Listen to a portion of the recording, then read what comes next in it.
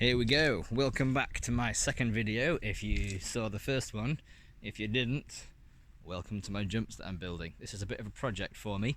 There's a good chance that if you're digging some jumps, good chance that you're actually digging on an existing set of jumps, which is really good because someone's already put the work in for you. You're just finishing it off, making it better.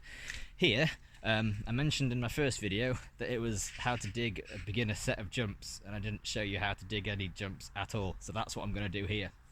Okay, what we have, got my bomb holes.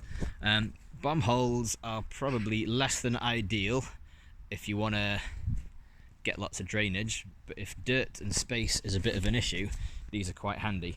So you want to know what kind of sizes you're going for. That down there, between the bottom of this bomb hole, right at the bottom down there, and the lip, that's about 2.5 feet roughly. And then we've got a 6-foot gap, 6-7 foot gap there into a deeper bomb hole here. You notice it's relatively steep. I don't know, it's not mellow. The idea of that, going into a steeper landing and a bigger bomb hole, it'll help generate more speed. Back to jump size, here we go. So 2.5 foot high-ish, 6-foot gap, that's roughly what you want to go for size-wise. You could afford to have it a little bit smaller, you're not going to get a great deal more speed from that. But what you want with your transition here is you want your whole bike just to flow all the way off the kicker from there. First time I made this, round about there, that part of the lip, you can actually see where I've cut away. It was far too steep. It didn't work. What happened was the bike rolled down, my front wheel was off, and literally by my back wheel was halfway at the takeoff, I'd taken it off the ground. Too steep, far too steep.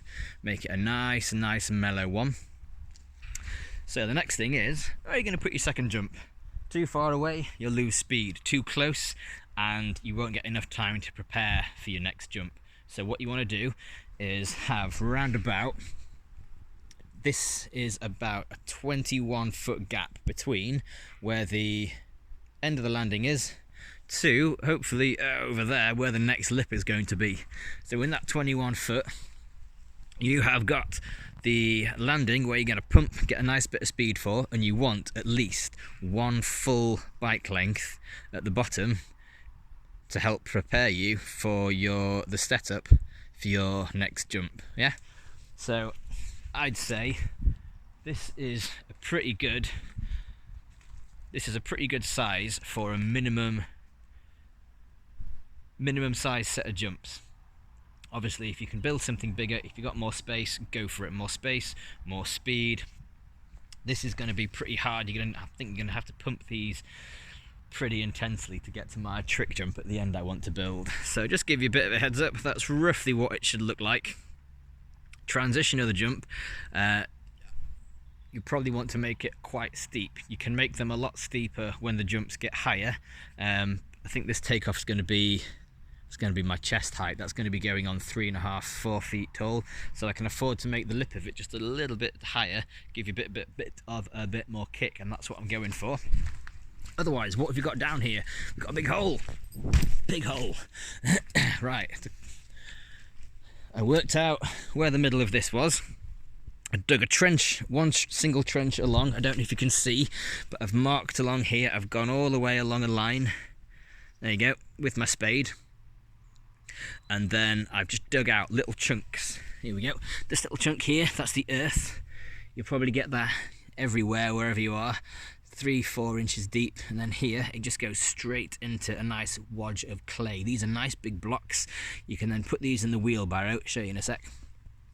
And you can use these to physically make your jumps. It's like a dirt jumper's Lego kit. So what you don't want to do is just blindly dig a hole in the ground somewhere.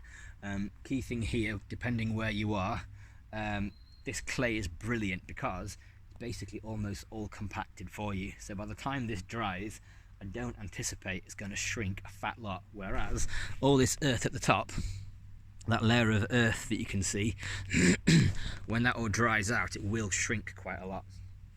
So dig these out, dig one layer of the turf out, one layer of all that clay into the wheelbarrow, and then it's over to this takeoff over here. What I'm going for, not a great shape in the slightest, you're going for a square based pyramid. Yeah, so I'm at the point where this is going to get built up. I'm going to whack it down and look into the transition there, and that is where it is a bit of a nightmare. It's a bit of a educated guesswork, knowing where your lip is, where your lip's going to be, and then dig down that way. I think what I'm going to do is, with this, I'm going to have a bit of a dry run with this, see where I get there, see if that landing is where it needs to be, if it needs to be further this way, further that way, if I need to make the landing higher, lower. It's not a great idea riding jumps before they've had time to solidify. Ideally what you want to do is build these jumps at the beginning of winter, and by the end of winter coming into spring, that's when you ride them, when they've settled. But I also don't want to be at the point where I've built a load of jumps which are just in the wrong place. So yeah,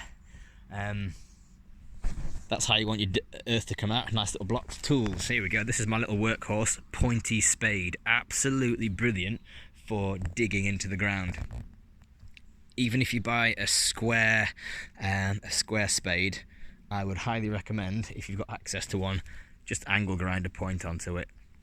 Helps cut through roots. Really, really good.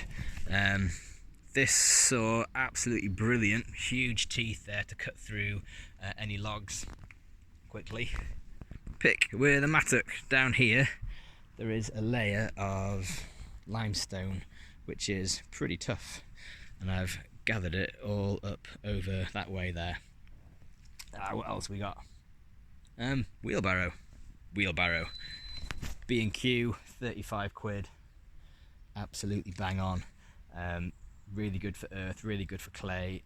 It probably won't last you a week with, what am I looking at? It probably won't last you a week with bricks and stones.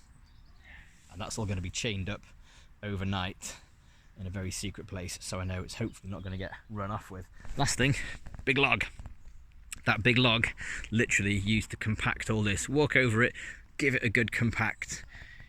You don't want to come to your jumps when the winter's gone, when the rains come and everything's all shrunk down and your jumps are tiny. Compact them as you go.